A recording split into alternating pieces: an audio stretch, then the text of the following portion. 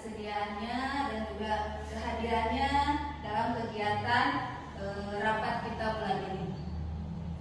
Nah, untuk selanjutnya mari kita ucapkan dulu basmalah untuk memulai dan membuka kegiatan pembelajaran hari ini, yaitu tentang rencana tindak lanjut pembelajaran berbasis proyek dari guru PJOK. Mari sama-sama kita ucapkan basmalah. Bismillahirrahmanirrahim. Baik, ibu-ibu guru hebat, selanjutnya acara yang pertama yaitu sambutan dari Ketua Komunitas Belajar kita, yaitu Komunitas Belajar Dadakan, Saudari Ibu Eni Mariani SPD. Kepada Ibu Eni Mariani dipersilakan.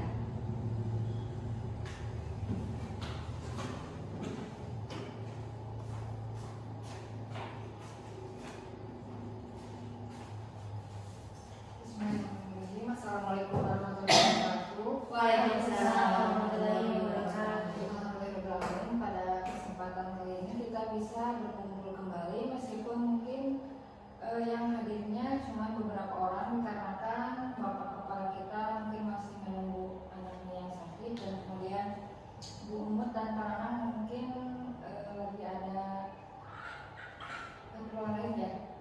Seperti biasa, pertemuan rutin kita kali ini dilakukan setelah pembelajaran ketika hari Jumat sebelum Jumatan.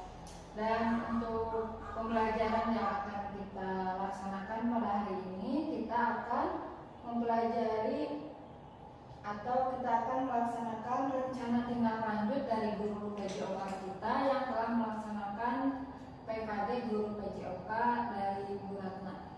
Mudah-mudahan kegiatan kita pada siang ini berjalan lancar, kita semua bisa melaksanakannya dengan baik, dan nanti mungkin bisa kedepannya diimplementasikan di sekolah kita. Mungkin sekian sambutan dari saya. Assalamualaikum warahmatullahi wabarakatuh. Waalaikumsalam warahmatullahi wabarakatuh.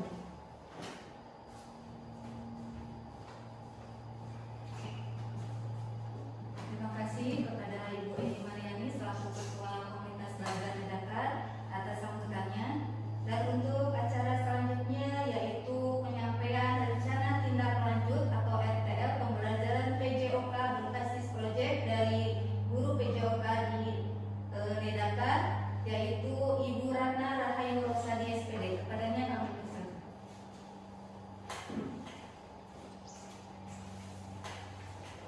Baik, bismillahirrahmanirrahim. Assalamualaikum warahmatullahi wabarakatuh. Waalaikumsalam warahmatullahi wabarakatuh. Selamat siang. Sebelumnya saya ucapkan terima kasih kepada ibu guru hebat yang telah memberikan saya kesempatan di sini untuk menyampaikan rencana tindak lanjut dari pembelajaran berbasis proyek dengan sport education model. Nah, pada siang hari ini yang saya akan jelaskan adalah rencana tindak lanjut. Mungkin ibu guru hebat bertanya, apa itu sport education model? Sport education model sendiri adalah suatu pendekatan pada pembelajaran PJOK di mana peserta didik itu mengeksplorasi berbagai peran dalam dunia yang nyata atau otentik. Nah, nyata di sini berarti peserta didik itu ikut dalam suatu pertandingan dengan berbagi peran dan tanggung jawabnya sesuai potensinya masing-masing.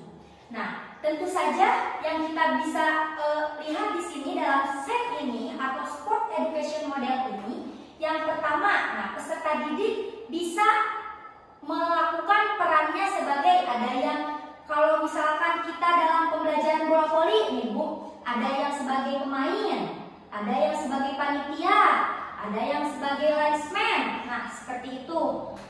Kemudian latar belakangnya, nah latar belakang di sini adalah sebagai upaya melaksanakan pembelajaran berbasis proyek yang berpusat pada peserta didik dengan memberikan ruang dan melibatkan peserta didik dalam memberikan suara. Nah, suara di sini berarti voice ya Bu. Nah, voice di sini berarti dalam perencanaan, mulai dari perencanaan, pelaksanaan, sampai evaluasi dan refleksi. Nah, peserta didiklah yang sebagai pemeran utama. Di sini kita, nah, komunitas belajar dadakan hanya sebagai fasilitator. Nah, seperti itu. Kemudian dalam pilihan, yaitu choice, pilihannya peserta didik dalam pembagian peran, dalam pembagian tanggung jawabnya mau seperti apa. Ibu, nah, saya bisa bermain voli, saya mau jadi atletnya, boleh. Nah, kita berikan keleluasaan untuk para peserta didik. Nah, itu yang dimaksud dengan pilihan. Selanjutnya kepemilikan atau ownership. Nah, di sini peserta didik harus memiliki rasa memiliki, bahwa saya itu memiliki pertandingan ini milik saya, event ini milik saya. Nah, seperti itu. Saya yang melakukan, kemudian saya yang merencanakan, dan saya juga yang harus mengevaluasi serta merefleksi apa yang kurang, apa yang harus diperbaiki. Nah, seperti itu. Kemudian dalam suatu event pertandingan juga sebagai bentuk mempersiapkan. Nah, di sini sebagai bentuk mempersiapkan atlet bola voli SDN 2 Karanganyar dalam menghadapi O2SN yang akan dilaksanakan pada Januari mendatang. Nah, insya Allah KKG juga akan melaksanakan pertandingan seperti O2SN pada Januari mendatang. Jadi sekarang kita dari November bisa, nah dari sini kita melatih atlet-atlet kita November, Desember, Januari. Nah, seperti itu. Kemudian oleh karena itu perlu adanya strategi yang tepat untuk melaksanakannya. Nah, program ini salah satu program pekan olahraga antar kelas atau sering juga disebut dengan PORAK, pekan olahraga antar kelas. Kita tambahin jadi Nedakar, PORAK Nedakar. Nah, PORAK Nedakar ini merupakan event, nah yang tepat ya untuk salah satu program atau strategi yang tepat untuk melaksanakan, untuk kita melatih atlet-atlet atau siswa-siswa kita menghadapi O2SN yang akan datang. Seperti itu. Nah, kemudian PORAK ini dilaksanakannya oleh siapa saja sih? Tentunya saya di sini mengajukan untuk semuanya ikut serta dari kelas 1 sampai kelas 6. Kenapa? Nah, karena Bu, misalnya kalau misalkan kita ya ketika kelas misal saya mengajukan 4, 5, 6, lalu kelas 1, 2, 3-nya seperti apa? Pasti tidak akan kondusif, tidak akan efektif. Nah, dari sini saya melaksanakannya dari siswa kelas 1 sampai kelas 6. Nah, di sini siswa yang di bawahnya, kelas bawahnya bisa, yang pertama bisa menjadi supporter, belajar bagaimana cara menjadi supporter yang baik, supporter yang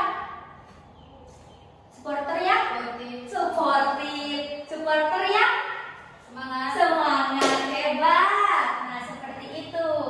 Tidak hanya menonton, jajan, tapi kita menekankan di sini pembelajaran yang sebetulnya bagaimana jadi atlet yang misalnya bisa berpikir, oh saya jadi atlet harus seperti apa nih atlet. Nah, menjunjung sportivitas, menjunjung semangat. Kemudian, nah, mengapa di sini saya melakukan permainan bola voli? Bu, kenapa enggak sepak bola atau egrang biar tradisionalnya dapat, biar kita belajar sama-sama.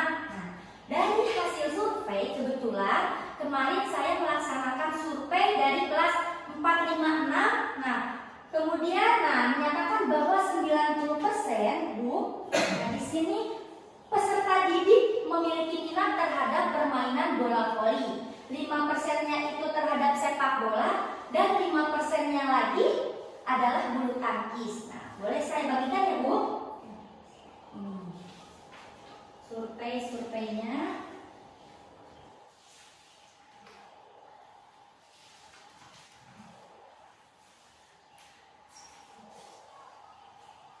Nah, secara umum manfaat dari PORAK bola voli ini adalah untuk membentuk potensi diri dari setiap peserta didik dalam melakukan suatu kegiatan positif dengan berbagi peran secara nyata dalam suatu pertandingan.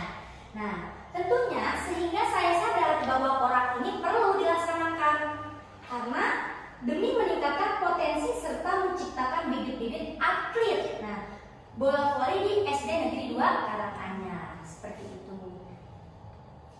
Selanjutnya, tujuan PORAK Nedakar sendiri adalah yang pertama untuk proyek dengan metode pembelajaran yang aktif dan berpusat kepada peserta didik, berpusat kepada peserta didik. Nah, tadi saya sudah menjelaskan bahwa yang merancang, merencanakan, melaksanakan sampai dengan akhir evaluasi dan refleksi adalah dilaksanakan oleh peserta didik. Seperti itu. Nah, dan ini porak ini diharapkan menjadi penunjang minat peserta didik, terutama pada pembelajaran permainan bola voli pada PJOK. Nah, kemudian 2, membangun jiwa peserta didik yang memiliki jiwa mental yang sehat yang dapat menjadi teladan bagi siapapun. Yang selanjutnya, menumbuhkan jiwa yang tangguh, kompetitif, kreatif, serta inovatif. Nah, jiwa yang tangguh ini bisa dilatih, kemudian kompetitif ini bisa dilatih dengan adanya apa?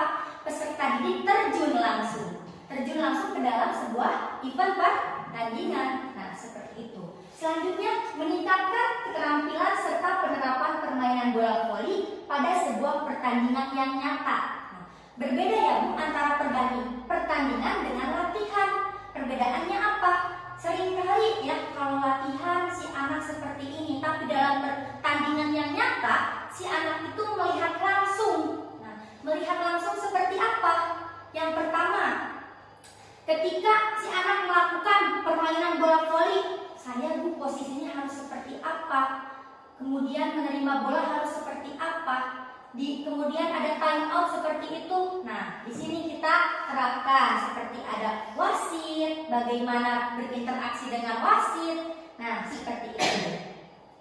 Selanjutnya, setelah tujuan, tentunya kita akan capaian, kemudian langkah-langkah dan hasil yang diharapkan. Peserta didik sebagai kontributor dan pemeran utama, itu catatan pentingnya. Yang pertama nih capaiannya, pemahaman tentang aturan bola voli yang jelas dalam artian voice. Nah, di sini aturan yang jelas bisa kita laksanakan dengan langkah melaksanakan technical meeting dulu nih sebelum melaksanakan pertandingan.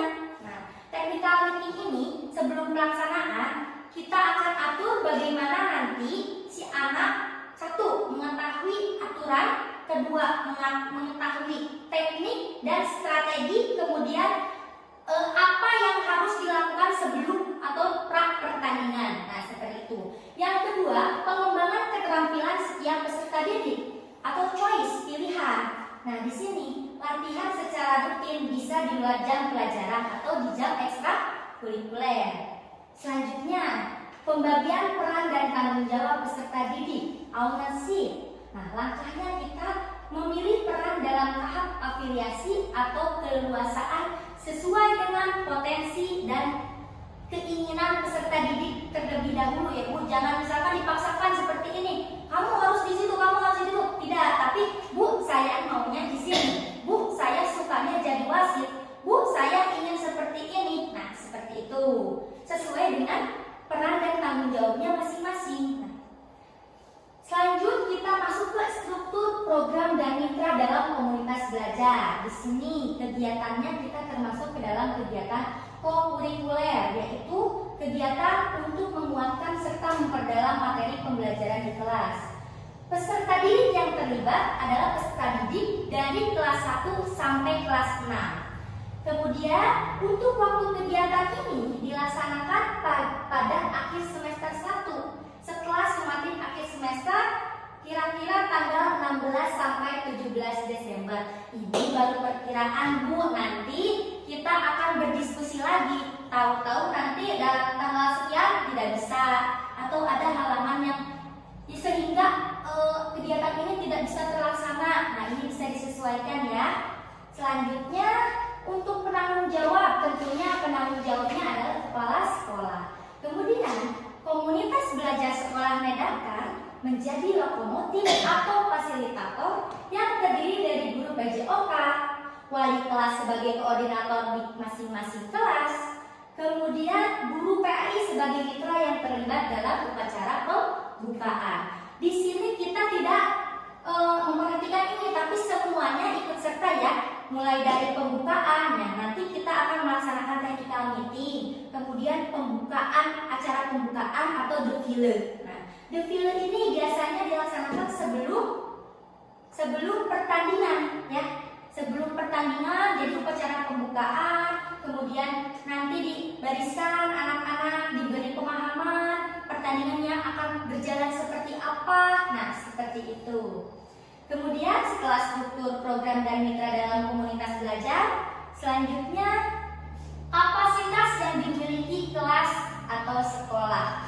Yang pertama, sekolah ini memiliki kepala sekolah, guru, dan tenaga pendidikan yang profesional sesuai dengan kualifikasi akademiknya. Tentunya hal ini menjadi suatu dorongan ya, suatu dorongan untuk kita bisa melakukan, karena saya yakin guru-guru di sini bisa, peserta didik di sini bisa, nah, warga sekolah di sini mampu. Nah, seperti itu. Kemudian yang kedua, peserta didik yang masing-masing kelas akan mengirimkan perwakilan sesuai minat dan bakatnya. Mungkin ya Bu, di kelas 6 tidak semua bisa poli, di kelas 5 tidak semua bisa poli. Nah, nanti kita bagi-bagi, ada yang menjadi supporter, ada yang menjadi panitia, seperti itu. Kemudian yang ketiga, sekolah memiliki lapangan olahraga yang cukup luas dan sesuai dengan ukuran standar lapangan bola voli serta ruangan kelas. Nah, di sini kita memiliki lapangan olahraga seperti tadi. Ada di awal tadi pertanyaan, kenapa tidak olahraga tradisional? Nah, aset yang kita miliki di sini tidak sesuai dengan kalau kita melaksanakan olahraga tradisional, Ibu. Karena apa? Aset yang kita miliki ini kurang mendukung, kurang mumpuni, bagus. Nah, seperti itu. Kemudian yang keempat, sekolah memiliki sarana dan alat yang tersedia lengkap untuk melaksanakan pertandingan bola voli. Mulai dari bola voli, alhamdulillah kita punya 3. Nah, itu. Kemudian net, hosting hingga sound system. Seperti itu. Selanjutnya rencana evaluasi yang akan dilaksanakan. Nah, di sini terdapat beberapa tahapan implementasi SEM dalam pembelajaran. Masing-masing tahapan ini sebaiknya harus dilaksanakan evaluasi. Nah, evaluasinya diantaranya 1, ada tujuan pembelajaran. Nah, kita harus meninjau ketercapaian tujuan pembelajaran dalam SEM. Apakah tujuannya itu kena? Apakah tujuannya sesuai pada peserta didik? Apakah sesuai dengan karakteristik peserta didik kita? Nah, atau malah tidak, malah menjadi suatu hambatan. Nah, seperti itu. Yang kedua, umpan balik peserta didik. Di sini bagaimana pengalaman yang dialami oleh peserta didik dalam SEM? Apakah sesuai dengan kehidupan sehari-hari? Kemudian hal ini bisa dilakukan sambil melakukan refleksi. Nah, refleksi memperbaiki dari hasil pertandingan yang dilaksanakan. Seperti itu. Selanjutnya refleksi guru. Nah, bukan hanya peserta didik, kita sebagai guru-guru juga perlu, bahkan wajib ya Bu, melaksanakan refleksi. Nah, seperti itu. Kemudian refleksi terhadap perencanaan, pelaksanaan, pengelolaan. Nah, lanjut keempat, evaluasi kinerja tim. Bagaimana di sini kinerja tim kita harus dievaluasi. Kemudian dengan meninjau kolaborasi dan kinerja tim dalam SEM. Siapa timnya Bu? Kita. Nah, siapa timnya Bu? Kita. Siapa timnya Bu? Kita. Nah, seperti itu. Kita siap sukseskan? Siap. Siap? Siap. Ready? Ready. Kemudian yang kelima, evaluasi penerapan konsep dari Five Play. Five Play meninjau penerapan konsep ini sangat penting untuk mengetahui sejauh mana peserta didik memiliki sikap positif terintegrasi dengan baik selama pada tahap pelaksanaan, kemudian perencanaan, evaluasi, dan bagaimana peserta didik menghormati aturan, menghormati keputusan wasit, dan menunjukkan etika olahraga yang baik. Nah, seperti itu. Kemudian kan Bu, misalnya kalau dalam pembelajaran hal-hal seperti ini tidak terlihat, bagaimana cara mengetahui aturan, bagaimana cara menghormati, menghargai wasit, atau menghargai penonton. Nah, seperti itu. Kita kan tidak tahu dengan adanya pertandingan seperti ini, nilai-nilai di sini terkandung di dalam SEM. Selanjutnya, evaluasi manajemen dan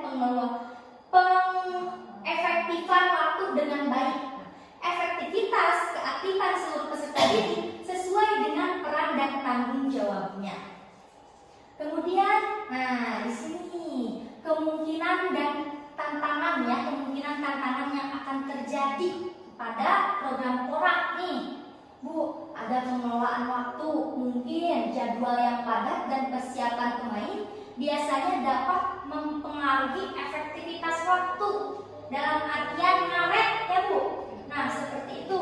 Kemudian 2, faktor alam atau cuaca karena lapangan outdoor. Nah kemudian lapangannya kan terbuka seperti ini. Hal ini akan sangat terpengaruh dalam kondisi cuaca. Nah selain itu yang ketiga, manajemen tim, kesulitan mengatur dalam manajemen tim termasuk dalam perbedaan kemampuan anak. Nah di sini akan jelas terlihat nih. Dari keseharian juga sudah terlihat kalau misalkan anak yang bisa, nah kemudian anak yang tidak bisa saling bisa saling dalam adanya saya bisa saling melengkapi, saling belajar. Kemudian yang tadinya mengolok-olok temannya jadi satu tim, jadi tidak akan ada terjadi hal seperti itu. Selanjutnya, evaluasi dan umpan balik refleksi perlu dilaksanakan pada waktu dan tempat yang kondusif. Nah, biasanya setelah melaksanakan pertandingan, anak-anak sudah tidak kondusif lagi. Ada yang jajan, kemudian ada yang mau pulang, ada yang udah capek, udah lelah, pokoknya udah tidak efektif ya Bu. Nah, ini bagaimana caranya, solusinya? Nah, ini yang akan menjadi bahan diskusi kita. Terima kasih. Mungkin itu sedikit rencana tindak lanjut yang akan saya laksanakan ke depannya. Semoga bermanfaat. Sekian, wassalamualaikum warahmatullahi wabarakatuh. Waalaikumsalam. Terima kasih kepada Ibu Ratna Rosadi atas pemaparan RTL-nya.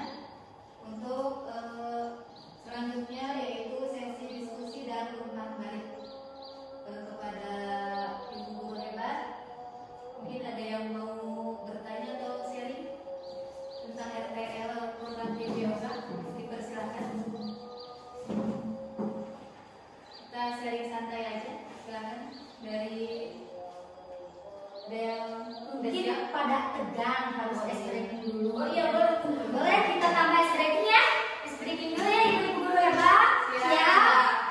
Siap. Boleh Ibu berdiri sebentar, boleh.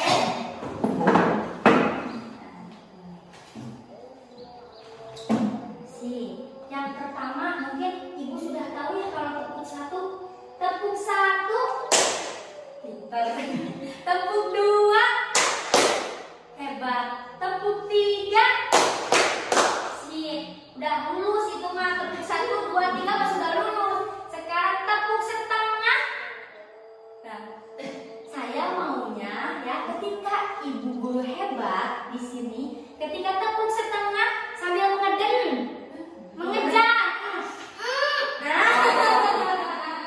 Seperti itu, siap? Nah, tes dulu ya. Tepuk setengah. Tepuk setengah. Tepuk setengah. Tepuk 1. Tepuk 2. Ibu, saya maunya suaranya yang lebih keras. Oke. Tepuk 1. Tepuk 2. Tepuk 3. Tepuk setengah. Ibu mau ke toilet? Enggak, Ibu mau ke toilet? Enggak keluar. Oh, udah keluar. Tepuk setengah. Nah, boleh tepuk tangan. Terima kasih Bu Ratna, tekniknya kita tambah semangat ya. Iya, tambah semangat, kita udah mau. Baiklah, untuk selanjutnya mungkin ada yang sudah siap untuk sesi diskusi dan umpan baliknya, dipersilakan. Mengenai solusi. Ya, Ya, Bu. Bu. Pada siapa? Dari Ibu tadi sudah siap Bu? Ya, siap. Dipersilakan Ibu. Nah, mungkin sebaiknya untuk permasalahan pengelolaan waktu, panitia hanya memberikan waktu persiapan pemain sekitar 5-10 menit. Jika lebih, kita akan menerapkan sistem WO. Mungkin sekian. Bagaimana menurut yang lain? Bagus. Nah, dari kita lihat ya segi waktu. Nah, apalagi ini anak SD ya Bu. Anak SD itu benar-benar sulit untuk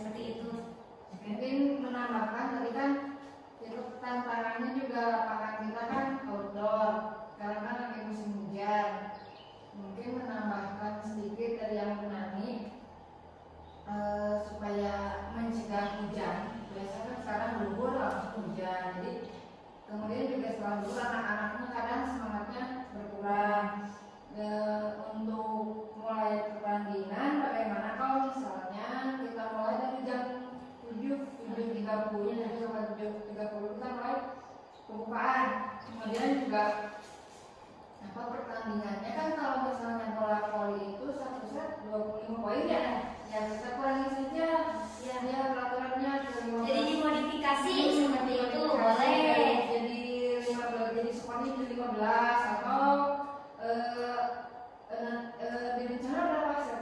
Dua set. Ya, berarti kan 15 kali 15 2 ya. satu setnya 15 Jadi 2 kali 6 ya. Nah, seperti itu. Mungkin solusi yang karena yang kita kan keterbatasan belum punya gol ya.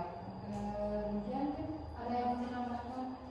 Ya, mungkin tambahannya untuk tantangan manajemen tim dengan mencegah terjadinya konflik yang bisa disampaikan ketika technical meeting. Mungkin bisa diberlakukannya kartu merah atau kartu kuning. Atau menambahkan ya, Iya, bisa dengan menyiapkan satu ruangan khusus ya bagi seluruh peserta didik, kemudian dikumpulkan untuk evaluasi dan evaluasi yang terakhir ya, gitu ya. Refleksi aku sekalian refleksi secara bersama-sama. menyiapkan satu ruangan khusus. Wah, ternyata ibu guru hebat semua ya. Yang pertama tadi mungkin ya akan adanya WO. Nah, WO kemudian waktu menunggu pemain itu 5 menit. Nah, itu solusinya. Kita bisa terima ya, Bu? Nah, kemudian yang kedua itu adanya acara itu dilakukan jam 7 sampai jam 7.30 atau modifikasi peraturan mungkin ya, Bu. Nah, sih bisa lah. Nah, mungkin seperti itu.